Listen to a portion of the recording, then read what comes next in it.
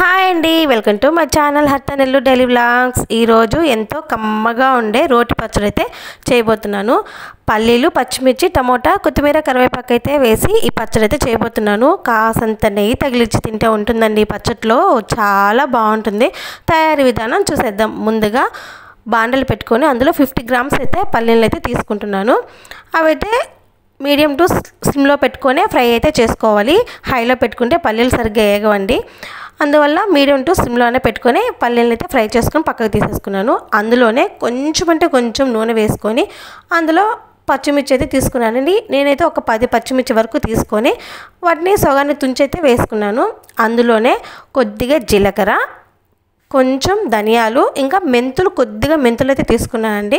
అవైతే తీసుకొని బాగా ఫ్రై అయితే చేసుకోవాలి. పచ్చిమిర్చి వేగేంత వరకు ధనియాలు అవి కూడా మాడకుండా ఫ్రై అయితే చేసుకోవాలి. అవి కూడా ఫ్రై చేసుకొని పక్కన పెట్టేసుకున్నానండి. ఆ తర్వాత అందులోనే ఇంకొంచెం నూనె అయితే పోసుకొని టమోటాలను అయితే ఫ్రై చేసుకుంటున్నాను. నేనైతే 2 టమోటాలు అయితే తీసుకున్నానండి, మీడియం సైజ్వి.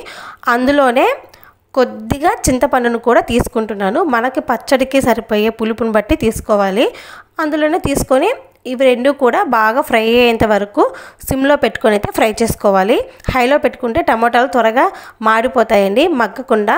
అందువల్ల సిమ్లోనే పెట్టుకొని ఫ్రై చేసుకోవాలి. ఆ టమోటాలలోనే కొద్దిగా ఉప్పు కూడా వేసుకొని ఫ్రై అయితే చేసుకుంటున్నాను. ఇలా టమోటాల్లోంచి చూడండి వాటర్ అంతా వచ్చేస్తుంది కదా, వచ్చి తర్వాత ఆయిల్ అంతా పైకి వచ్చేంత వరకు అయితే ఫ్రై అయితే చేసుకోవాలి. అందులోనే కొద్దిగా కరివేపాకు, ఇంకా కొంచెం ఎక్కువనే కొత్తిమీర కూడా తీసుకోవాలి. కొత్తిమీర ఎక్కువ వేసుకుంటే ఈ పచ్చడికి చాలా బాగుంటుంది. అందువల్ల కొత్తిమీర కాడలతో సహా వేసుకోవచ్చు, బాగుంటుంది. ఇవి కూడా అన్నీ కలిపి ఫ్రై అయితే చేసుకోవాలి.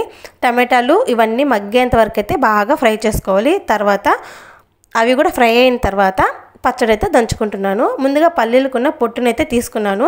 తీసుకోవచ్చండి, పొట్టు లేకపోతే అలాగే వేసుకోవచ్చు. నేనైతే పొట్టు అయితే తీసుకొని ఇలా అయితే రోట్లో వేసేసుకున్నాను. ఈ పల్లీలను అయితే కొద్దిగా మెత్తగా దంచుకుంటానండి. ఇవి మెత్తగా మెదిగిన తర్వాత పచ్చిమిర్చి యాడ్ చేసుకుంటాను. ఇవైతే ఒక 80% అయితే దంచుకున్నానండి. మిగతాది పచ్చిమిర్చి దంచేటప్పుడు అయితే మెదిగిపోతుంది. పచ్చడి మరీ మెత్తగా ఉండే కన్నా కూడా కొంచెం బరగ్గా ఉంటేనే బాగుంటుంది కదా అండి. అందువల్ల పచ్చిమిర్చి కూడా అందులోనే వేసేసుకుని, పచ్చిమిర్చి బాగా మెత్తగా కాకుండా కొద్దిగా పొలుగ్గా ఉన్నట్టుగానే దంచుకోవాలి. అందులోనే కొద్దిగా ఉప్పు కూడా వేసుకుంటున్నాను. ఆల్మోస్ట్ టమోటాలో వేసానండి. ఇప్పుడు కొంచెం అంటే ఉప్పు మళ్ళీ అయినా వేసుకోవచ్చు కదా, చూసి వేసుకోవాలి. ఆ తర్వాత అందులోనే పచ్చిమిర్చి కూడా మెదిగిన తర్వాత 4 వెల్లుల్లి రెబ్బలు, ఇంకా ఒక ఆనియన్ అయితే కట్ చేసి వేసుకున్నాను. ఆనియన్ కూడా ఎక్కువ మెదగకూడదండి, ఇలా పొలుకులుగానే ఉండాలి. అవి కూడా దంచుకున్న తర్వాత అందులోనే మనం వేయించుకున్న టమోటా, కొత్తిమీర, కరివేపాకు, చింతపండును కూడా వేసుకోవాలి. ఆయిల్తో సహా వేసుకోవాలండి, అప్పుడే పచ్చడికి చాలా టేస్ట్ వస్తుంది. మొత్తం పచ్చడి అయితే దంచేసానండి.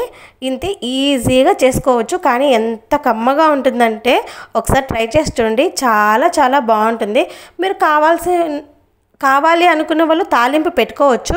కాకపోతే నాకు అవసరం లేదండి, ఎందుకంటే నేను ఆయిల్ వేసాను కాబట్టి, ఎక్కువ ఆయిల్ వేసాను కదా, అందువల్ల తాలింపు అయితే పెట్టుకోవట్లేదు. ఒకసారి ట్రై చేసి అయితే చూడండి, ఎంత బాగుంటుందంటే చాలా బాగుంటుంది. ఓకే అండి, నా ఛానల్ మీకు నచ్చినట్లయితే సబ్స్క్రైబ్ చేసుకోండి.